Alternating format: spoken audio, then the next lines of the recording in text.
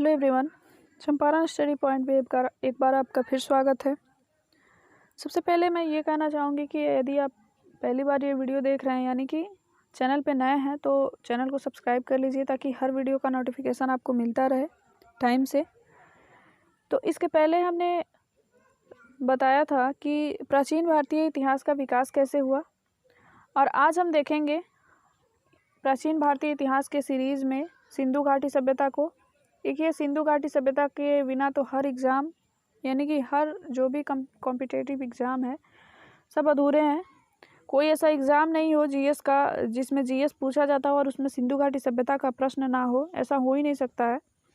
तो सिंधु घाटी सभ्यता प्रत्येक एग्ज़ाम के दृष्टिकोण से बहुत ही महत्वपूर्ण है।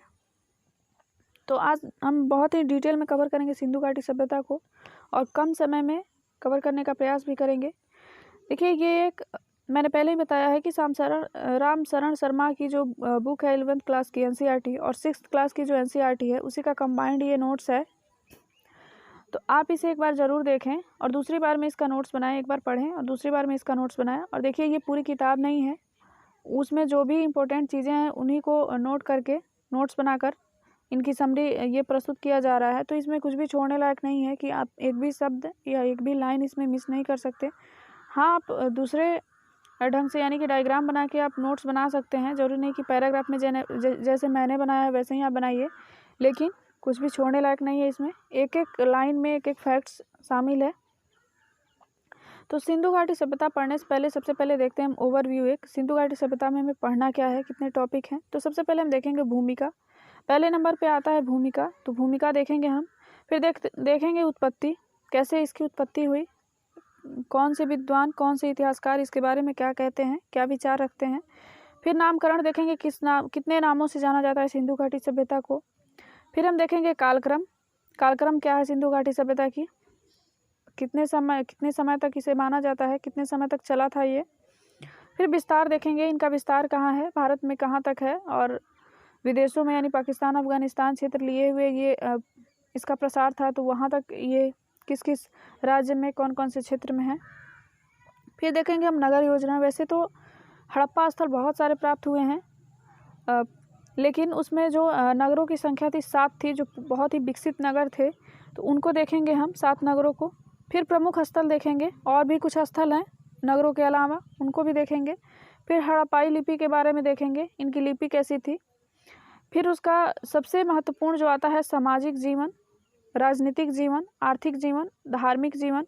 देखिए, ये जो 4 पॉइंट है ये लगभग इतिहास के हर वंश में, हर शासक में मिलेंगे आपको। इसके बिना तो पढ़ेंगे ही नहीं आप, क्योंकि उनके टाइम पीरियड और उनका जो काल था और उनकी जो वो कहाँ अपना शासन करते थे, उसके बाद यही इम्पोर्टेंट होता है कि उनका सामाजिक जीवन कैसा था, स्त्रियों की दशा कैसी थी, राजनीतिक जीवन कैसा था, किस तरह के न्याय व्यवस्था थे वहाँ पे, किस तरह की प्रशासनिक व्यवस्था थी।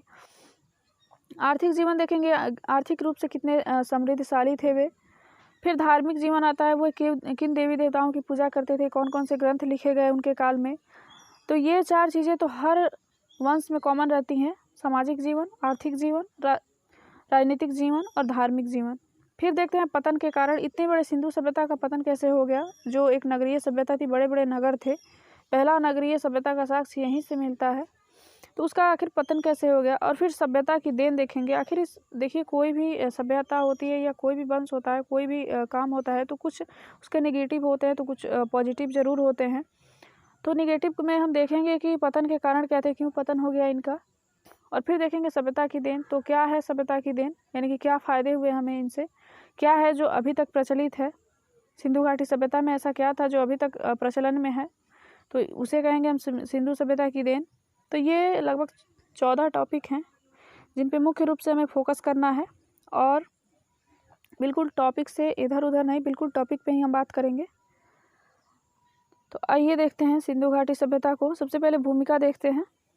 वर्षों पुरानी सिंधु घाटी सभ्यता 20वीं सदी के द्वितीय दशक तक गुमनाम सभ्यता थी, यानी कि कोई पता नहीं था। 20वीं सदी यानी कि 1900 की बात हो रही है, 1900 से लेके, और द्वितीय दशक यानी कि 1920 के आसपास की बात हो रही है। उस समय तक ये गुमनाम सभ्यता थी, अर्थात लोग इस सभ्यता के बारे में अपरिचित थे, किसी को पता नहीं था कि ऐसी कोई सभ्यता है। विद्वानों की धारणा थी कि सिकंदर के आक्रमण 326 ईसा पूर्व के पूर्व भारत में कोई सभ्यता ही नहीं थी। यानी कि जब 326 ईसा पूर्व में सिकंदर का आक्रमण हुआ, जब मौर्य साम्राज्य शुरू हुआ था, तो ऐसा लगता था विद्वानों को उसके पहले कोई सभ्यता नहीं थी। तो 20वीं सदी के तृतीय दशक में, तृतीय दशक की बात हो रही है, यानी कि 20वीं सदी का अर्थ हुआ 20वीं सदी, 16वीं सदी, ये सब आप सुनते रहते हैं, तो उसके 100 साल पहले की बात हुई। 20वीं सदी का मतलब हुआ 1900 से लेकर और 2000 तक, 100 साल की बात हो रही है। तो 1900 से लेकर और दशक की बात हुई 10 वर्ष। तो यहाँ बात हो रही है तृतीय दशक, यानी कि 20 से लेकर 30 की बात हो रही है। तो 1920 तक तो हमें कुछ भी ज्ञात नहीं था, लेकिन तृतीय दशक यानी कि 1921 जैसे ही शुरू हुआ तो दो पुरातत्व शास्त्रियों, जो दयाराम साहनी थे तथा राखल दास बनर्जी थे, उन्होंने हड़प्पा तथा मोहनजोदड़ो के प्राचीन स्थलों से पुरा वस्तुएं प्राप्त कर यह सिद्ध कर दिया कि सिकंदर के आक्रमण के पूर्व भी एक सभ्यता थी जो अपना समकालीन सभ्यताओं में सबसे विकसित थी। यानी कि अभी तक लोग मानते थे कि जब सिकंदर का आक्रमण हुआ था उसके पूर्व कोई सभ्यता नहीं थी। तो इन दोनों पुरातत्व शास्त्रियों ने यह सिद्ध कर दिया। देखिए, पुरातत्व शास्त्री उसे कहते हैं जो पुरातत्व स्थलों की खुदाई करवाते हैं, उनके बारे में जानकारी रखते हैं, उन्हें पुरातत्व शास्त्री कहते हैं। उत्खनन से प्राप्त अवशेषों के आधार पर इस पूरी सभ्यता को सिंधु घाटी सभ्यता अथवा इसके मुख्य स्थल हड़प्पा के नाम पर हड़प्पा सभ्यता कहा जाता है। यानी कि जब उत्खनन हुआ इस सभ्यता का, तो उससे जो अवशेष प्राप्त हुए उसी के आधार पर इस पूरी सभ्यता को सिंधु घाटी सभ्यता अथवा उसके मुख्य जो स्थल सबसे पहले प्राप्त हुए वो हड़प्पा था, इसलिए इसे हड़प्पा सभ्यता के नाम से भी जाना जाता है। फिर देखते हैं उत्पत्ति। तो उत्पत्ति में दो मत आते हैं, एक विदेशी मत है और एक देसी मत है। यानी कुछ विदेशों के भी इतिहासकार हैं जो इसके बारे में मत रखते हैं, और कुछ अपने देश के भी कुछ इतिहासकार हैं जो इसके बारे में मत रखते हैं। तो विदेशी मत में मेसोपोटामिया सभ्यता या सुमेरियन सभ्यता, और देसी मत के अनुसार है ईरानी बलूचिस्तानी सभ्यता और सोथी संस्कृति का विकसित रूप। यानी कि जो विदेशों के जो इतिहासकार हैं वो कहते हैं कि ये मेसोपोटामिया सभ्यता या सुमेरियन सभ्यता थी, उन्हीं से इनका विकास हुआ था। और जो देसी मत है वो कहते हैं कि ईरानी बलूचिस्तानी सभ्यता से इनका विकास हुआ था, या सोथी संस्कृति जो थी उनसे इसका विकास हुआ था। तो ये देखते हैं कौन से विद्वान क्या कहते हैं। तो मेसोपोटामिया सभ्यता या सुमेरियन सभ्यता के बारे में गार्डन चाइल्ड हैं, क्रेमर हैं, जॉन मार्शल हैं, डी कोसाम्बी, HD सनकालिया, लियोनार्ड बुली, ये जो विद्वान हैं ये कहते हैं कि मेसोपोटामिया सभ्यता या सुमेरियन सभ्यता से इसका विकास हुआ था, सिंधु घाटी सभ्यता का। तो इन विद्वानों का नाम आप याद रखिएगा, क्योंकि मिलान करने के लिए बहुत ही क्वेश्चन इससे पूछे जाते हैं कि किन विद्वानों ने किस सभ्यता से इसकी तुलना की थी, यानी कि उसी का विकसित रूप बताया था। इनमें एक तरफ इन विद्वानों के नाम होते हैं और दूसरी तरफ सभ्यता का नाम होता है। और फिर देखिए फेयर सर्विस हैं, रोमिला थापर है, ये भी एक इतिहासकार है, अमलानंद घोष हैं और DP अग्रवाल हैं। इनका कहना है कि ईरानी बलूचिस्तानी सभ्यता का विकास ईरानी बलूचिस्तानी सभ्यता से इसका विकास हुआ था, यानी कि सिंधु घाटी सभ्यता का। और सोथी संस्कृति जो थी उसी का ये विकसित रूप है। सिंधु घाटी सभ्यता जो है वो सोथी संस्कृति जो उसमें प्रचलित थी उसी का विकसित रूप है। तो ये चार इतिहासकार हैं जो ईरानी बलूचिस्तानी और सोथी संस्कृति के पक्ष में जाते हैं। तो क्रेमर के अनुसार देखते हैं हम। क्रेमर कहते हैं कि मेसोपोटामिया एवं सुमेरियन सभ्यता के लोग भारत आए एवं भारत की परिस्थितियों के अनुसार यहाँ एक सभ्यता का विकास किया जिसे हड़प्पा सभ्यता माना जाता है। यानी कि क्रेमर कहते हैं कि जो मेसोपोटामिया है और सुमेरियन सभ्यता के जो लोग थे वो भारत आए और उन्हीं ने इसका विकास किया। और मेसोपोटामिया, फिर गार्डन चाइल्ड कहते हैं मेसोपोटामिया एवं सुमेरियन सभ्यता के लोग यहाँ आए और बसे और यहीं पर उन्होंने हड़प्पा सभ्यता का विकास किया। इनका भी यही कहना है, सेम है दोनों का कहना, कि वहीं के लोग यहाँ आए और हड़प्पा सभ्यता का विकास किया। फिर DD कोसाम्बी हैं, वो भी कहते हैं हड़प्पा सभ्यता, सुमेरियन सभ्यता और मिस्र की सभ्यता सबके जनक एक हैं। इनके अनुसार तीनों समकालीन सभ्यता थी। ये कहते हैं कि जो मिस्र की सभ्यता थी, सुमेरियन सभ्यता थी और हड़प्पा सभ्यता, ये तीनों समकालीन थी। और हड़प्पा सभ्यता, सुमेरियन सभ्यता और मिस्र की सभ्यता सबके जनक एक ही हैं। जो मेसोपोटामिया की सभ्यता, ये जनक बना दिए उनको। सोथी संस्कृति की खोज राजस्थान में अमलानंद घोष ने 1953 ईस्वी में की थी। यानी कि सोथी संस्कृति जो थी वो राजस्थान में प्रचलित थी और इसकी जो खोज की थी अमलानंद घोष एक इतिहासकार थे, उन्होंने 1953 में की थी। यानी कि देश आज़ाद होने के बाद की बात हो रही है। तो देखते हैं हम खंडन करते हैं इनके विचारों को। मेसोपोटामिया अथवा सुमेरियन की सभ्यता और सिंधु घाटी सभ्यता में अंतर क्या थे। हालांकि जो इतिहासकार कहते हैं कि ये मेसोपोटामिया सभ्यता और सुमेरियन सभ्यता का ही रूप थी हड़प्पा सभ्यता। तो देखते हैं इसमें अंतर क्या है। तो खंडन करने के लिए तो सबसे पहले अंतर की ही बात की जाती है कि नहीं, अंतर के आधार पर ही इनका खंडन किया जा सकता है। तो मेसोपोटामिया और जो सुमेरियन सभ्यता थी वो एक ग्रामीण और अर्धनगरीय सभ्यता थी। यानी कि वो नगरीय सभ्यता नहीं थी, उनके नगर इतने विकसित नहीं थे। ये ग्रामीण थे और अर्धनगरीय थे, यानी कि पूरी तरह से इनके नगरों का विकास नहीं हुआ था। तो पहला जो सिंधु घाटी सभ्यता थी वो नगरीय सभ्यता थी। तो यहीं पे एक पहला खंडन होता है कि ये ग्रामीण सभ्यता थी और ये नगरीय सभ्यता थी सिंधु घाटी। फिर हम देखते हैं यहाँ की सड़कें समकोण नहीं थी, लेकिन जो सिंधु घाटी की सभ्यता की सड़कें थी वो समकोण पर काटती थी, यानी कि ऐसे। यहाँ कच्ची ईंटों का प्रयोग हुआ था, लेकिन सिंधु घाटी सभ्यता में पक्की ईंटों का प्रयोग हुआ था। चौथा, यहाँ बाट माप तौल में एकरूपता नहीं थी, लेकिन जो सिंधु घाटी सभ्यता थी यहाँ बाट माप तौल में एकरूपता थी। यहाँ जल की निकास प्रणाली अच्छी नहीं थी। जो मेसोपोटामिया सभ्यता थी वो वहाँ जल की निकास प्रणाली अच्छी नहीं थी, लेकिन यहाँ जल निकास प्रणाली बहुत ही अच्छी थी सिंधु घाटी सभ्यता में। फिर छठा, यहाँ मंदिर के साक्ष्य पाए गए हैं, लेकिन सिंधु घाटी सभ्यता में कोई मंदिर के साक्ष्य नहीं पाए गए हैं। सातवां, यहाँ बेलनाकार मुहरे पाए गए हैं, लेकिन यहाँ की लिपि चित्राक्षर है, इन पर मछलियों के चित्र पाए गए हैं। और यहाँ कीलनुमा लिपि पाई गई है और यहाँ पर वर्गाकार मुहरे पाए गए हैं। तो देखिए खंडन 8 तरीकों से इनका खंडन किया जाता है। अगर मेसोपोटामिया की सभ्यता सुमेरियन की सभ्यता का ही रूप था हड़प्पा सभ्यता, तो फिर ये सब समानताएं इसमें क्यों नहीं पाई जाती, क्यों? जबकि आप सुनते हैं कि जो सिंधु घाटी सभ्यता थी उसके जो जल निकासी प्रणाली थी बहुत ही विकसित थी और बहुत ही अच्छी थी, उन्नत किस्म की जल प्रणाली वहाँ थी, लेकिन मेसोपोटामिया में नहीं थी। अगर मेसोपोटामिया सभ्यता की रूप होती हड़प्पा सभ्यता, तो फिर तो जल निकास प्रणाली की और उन्नत किस्म की व्यवस्था होती और उसमें सुधार किया जाता और उसमें अच्छी किस्म के प्रयोग किए जाते, लेकिन ऐसा नहीं था। तो इस तरह खंडन किया जा सकता है कि सिंधु घाटी सभ्यता मेसोपोटामिया था, सुमेरियन सभ्यता का भाग नहीं था, यानी उससे विकसित नहीं हुआ था, ये एक अलग ही सभ्यता थी।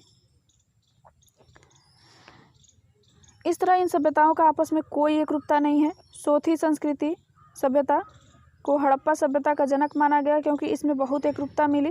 जो सोथी संस्कृति थी राजस्थान की उसमें और हड़प्पा सभ्यता में बहुत एकरूपता मिली, इसलिए इनको एक माना गया। सोथी संस्कृति का विकसित रूप ही माना गया हड़प्पा सभ्यता को। सोथी संस्कृति सभ्यता में हड़प्पा सभ्यता की तरह मृदभांड में पीपल के पत्ते का निशान पाया गया, रस्सी के निशान, बर्तन जोड़ीदार एवं लाइनेदार मिले हैं। इन 3 एकरूपता के कारण सोथी संस्कृति सभ्यता को हड़प्पा सभ्यता का जनक माना गया। देखिए सोथी संस्कृति से तीन एकरूपता मिलती है हड़प्पा सभ्यता की, लेकिन जो मेसोपोटामिया सभ्यता है उससे तो एक भी एकरूपता नहीं मिलती है। फिर कैसे कहा जा सकता है कि उनका विकसित रूप थी हड़प्पा सभ्यता, उन्हीं से उनका विकास हुआ था। लेकिन सोथी संस्कृति का विकसित रूप कहा जा सकता है क्योंकि 3 चीज़ें यहाँ समान रूप से पाई गई हैं।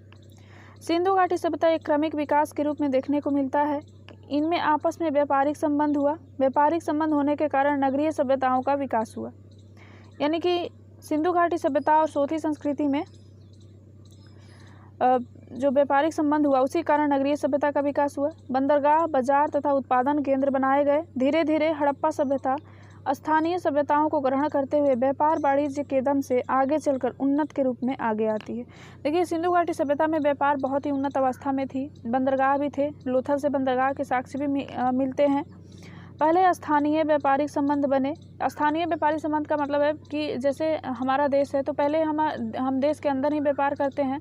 स्थानीय यानी कि जिस क्षेत्र में रहते हैं उसी क्षेत्र में व्यापार करते हैं। फिर हम धीरे धीरे आगे की तरफ बढ़ते हैं, दूसरे क्षेत्र के साथ व्यापार करते हैं, यानी कि भारत दूसरे देशों के साथ व्यापार करता है। तो उसी को कहा जा रहा है कि पहले स्थानीय व्यापारिक संबंध बने, पहले देशों के अंदर व्यापारिक संबंध बने, फिर विदेशी व्यापारिक संबंध बने। जल एवं स्थल मार्ग द्वारा अन्य समकालीन स्थितियों से भी जुड़ते हैं। यानी कि जो जल मार्ग है, यानी कि जो समुद्री मार्ग थे उनसे और स्थल मार्ग से ये विदेशों से भी व्यापार करने लगे। फिर गांव से अर्धनगर, फिर नगर का विकास हुआ। पहले गांव था, फिर अर्धनगर हुआ, यानी कि थोड़ा सा नगर हुआ, फिर पूरी तरह से विकसित नगर का विकास हुआ।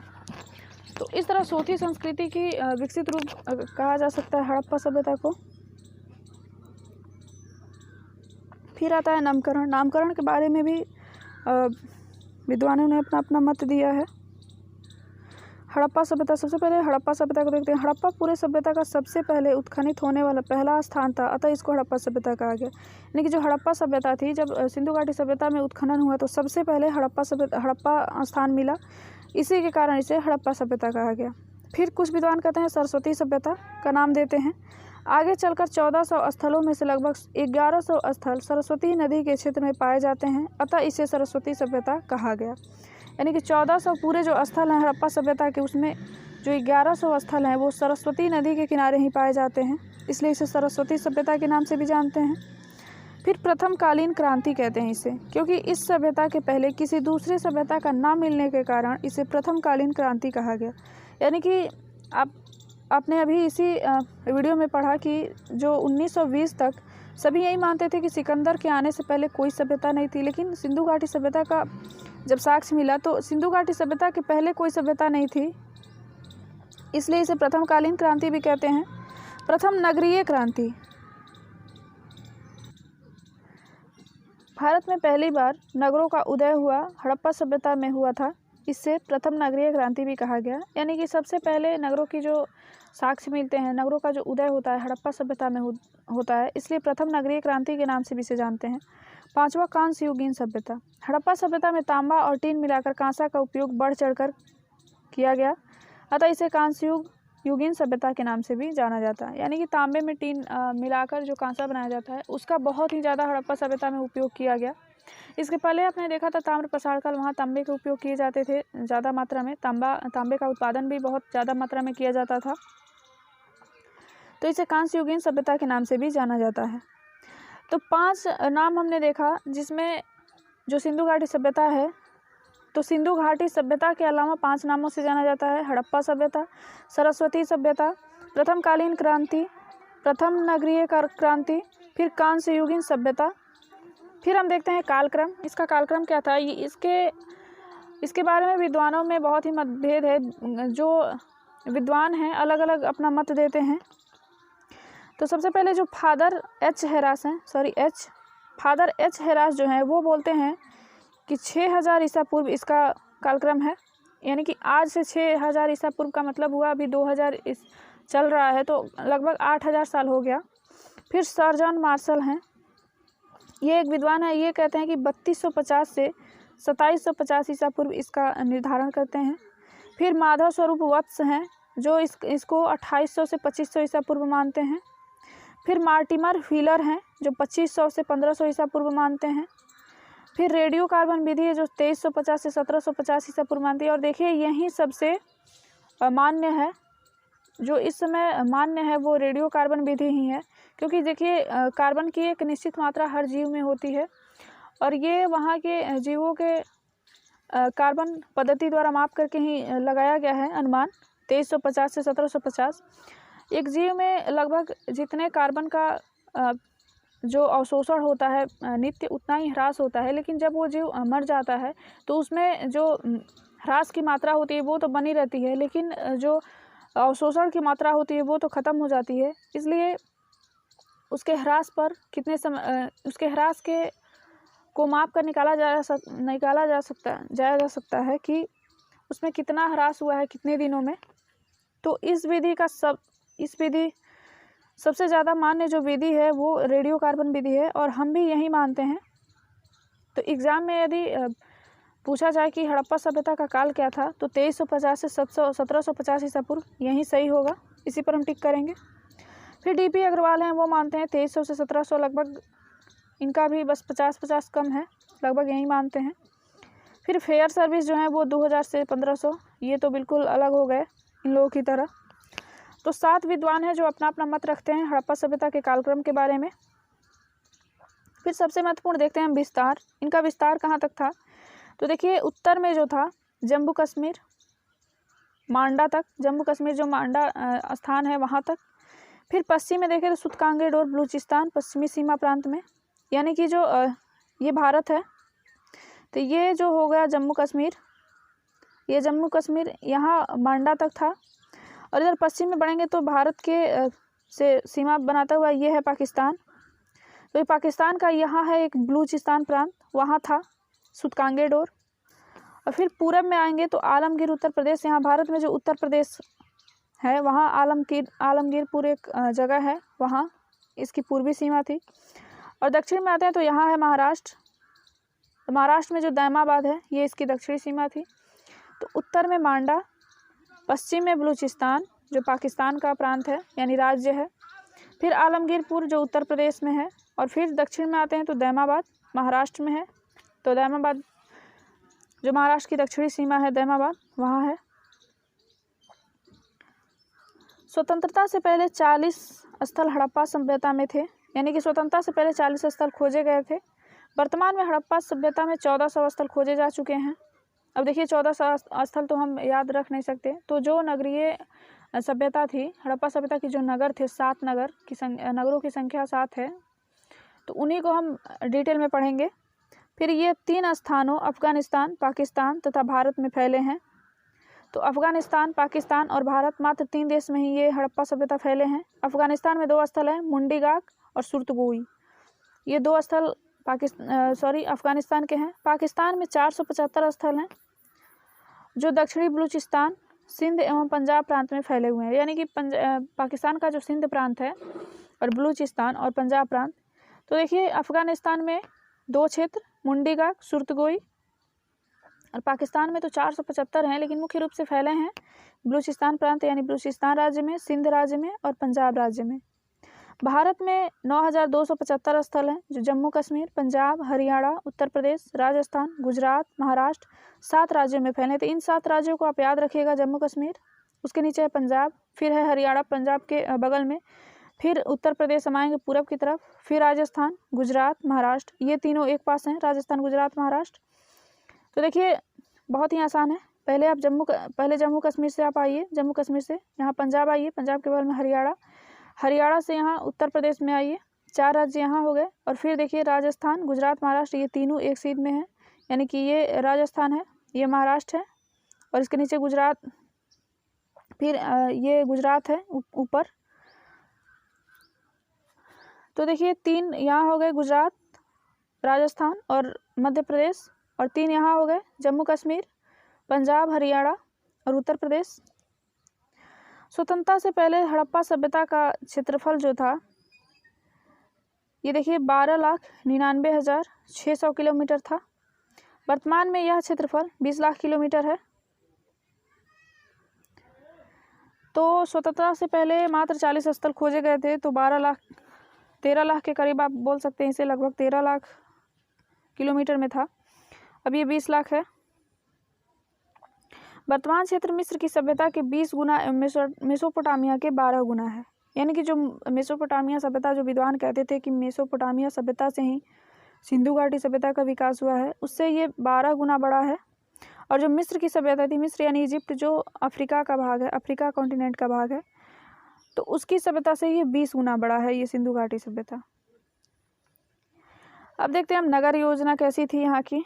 तो सिंधु घाटी सभ्यता एक नगरीय सभ्यता थी जिसका ज्ञान इसके पुरातात्विक अवशेषों तथा अनुसंधानों से होता है। यानी कि जो पुरातात्विक अवशेष मिले हैं उसी से हमें ज्ञात होता है कि ये एक नगरीय सभ्यता थी। इसकी सबसे बड़ी विशेषता थी पर्यावरण के अनुकूल इसका अद्भुत नगर नियोजन तथा जल निकास प्रणाली थी। यानी कि क्यों इसे नगर की संज्ञा दी जाती है, क्योंकि इसकी जो जल निकासी प्रणाली थी बहुत ही अद्भुत थी और पर्यावरण के अनुकूल ये एक अद्भुत नगर था। सड़क एक दूसरे को समकोण पर काटती थी। लगभग सभी नगर 2 भागों में विभक्त थे, यानी कि 2 भागों में नगर विभेद, एक तरफ इधर, पश्चिमी टीला, पूर्वी टीला, ज़्यादातर आप यहीं देखेंगे। जो सड़कें होती थी समकोण पर बिल्कुल काटती थी ऐसे।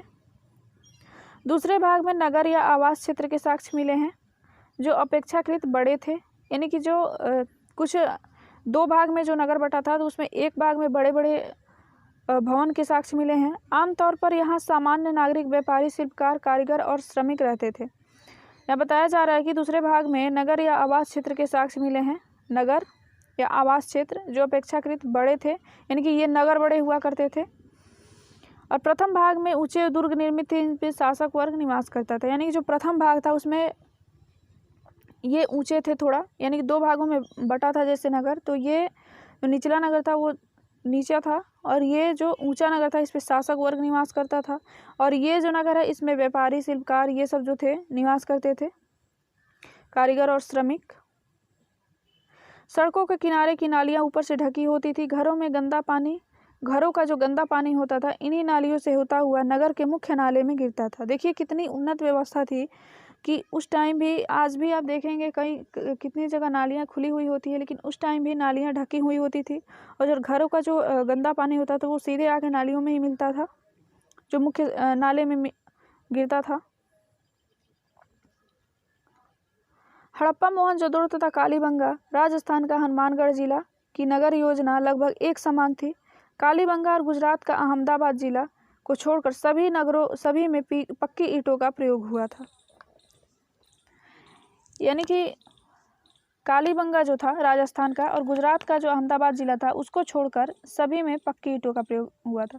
तो अपवाद में दो याद रखिएगा, कालीबंगा जो राजस्थान का है और अहमदाबाद जो गुजरात का है। आमतौर पर प्रत्येक घर में एक आंगन, एक रसोई घर तथा एक स्नानागार होता था। अधिकांश घरों में कुओं के अवशेष मिले हैं। बड़े बड़े भवन हड़प्पा एवं मोहनजोदड़ो की विशेषता बतलाते हैं। हड़प्पाकालीन नगरों के चारों ओर प्राचीर बनाकर किलेबंदी की गई थी। प्राचीर यानी कि दीवार बनाकर, जिसका उद्देश्य नगर को चोर, लुटेरे एवं पशु दस्युओं से बचाना था। पशु दस्यु का मतलब है पशु चोर, यानी कि वो जो पशुओं की चोरी करते थे, और जो लुटेरे होते थे उनसे बचाने के लिए नगर को बड़े बड़े दीवारों का निर्माण किया गया था। मोहनजोदड़ो के विशाल स्नानागार सिंधु घाटी सभ्यता का अद्भुत निर्माण है। मोहनजोदड़ो में विशाल स्नानागार पाया गया है। आगे हम देखेंगे, जब 7 नगरों को पढ़ेंगे उसमें डिटेल में देखेंगे। अभी यहाँ के ओवरव्यू दिया जा रहा है। जबकि अन्नागार सिंधु सभ्यता की सबसे बड़ी इमारत है। घरों के दरवाजे और खिड़कियां मुख्य सड़क पर न खुलकर गलियों में खुलती थी, लेकिन लोथल इसका अपवाद है। यानी कि लोथल जो था गुजरात का एक नगर था, बंदरगाह नगर, वहाँ ऐसा नहीं था। वहाँ जो खिड़कियाँ और मुख्य सड़क थे वो बाहर की ओर खुलते थे सड़क की तरफ, लेकिन ये पीछे की तरफ खुलते थे। बाकी सभी जो स्थल थे वहाँ इसके दरवाजे और खिड़कियाँ मुख्य सड़कों की ओर खुलती थी। यानी कि जो लोथल था उसकी जो खिड़कियाँ दरवाजे थे वो मुख्य सड़क की ओर खुलते थे। यद्यपि मकान बनाने में कई प्रकार का ईंटों का प्रयोग हुआ था, जिसमें 4:2:1 लंबाई, चौड़ाई तथा मोटाई का अनुपात के आकार की ईंटें ज़्यादा प्रचलित थी। यानी कि मकान बनाने में कई प्रकार के ईंट प्रयोग किए जाते थे, जिसमें जो लंबाई और चौड़ाई का अनुपात था और ऊंचाई मोटाई का, देखिए 4 अनुपात, यानी कि लंबाई जो थी वो 4 थी, चौड़ाई जो थी वो 2 थी, और मोटाई जो थी यानी कि ईंटे की मोटाई जो होती है, ये एक ईंट है तो इसकी जो ये है लंबाई, ये है चौड़ाई, और फिर एक मोटाई होती है, ये आप मोटाई मान लीजिए, तो ये था एक। फिर देखिए ये है प्रमुख स्थल, 7 प्रमुख स्थल हैं हड़प्पा सभ्यता के, जिसे हम अगली वीडियो में देखेंगे। अगर इस वीडियो में हम कवर करेंगे तो बहुत लंबा वीडियो हो जाएगा, इसलिए हम इसे अगली वीडियो में देखेंगे, क्योंकि इनको हमें डिटेल में पढ़ना है। ये जो नगर हैं हड़प्पा, मोहनजोदड़ो, लोथल, धौलावीरा, चन्हूदड़ो, कालीबंगा, बनावली, तो इनको हमें बहुत डिटेल में पढ़ना है। इसकी क्या विशेषताएँ थी, क्या क्या प्रचलित थे यहाँ, तो इस पार्ट को हम अगले वीडियो में कवर करेंगे। तो इस वीडियो में फ़िलहाल इतना ही। धन्यवाद।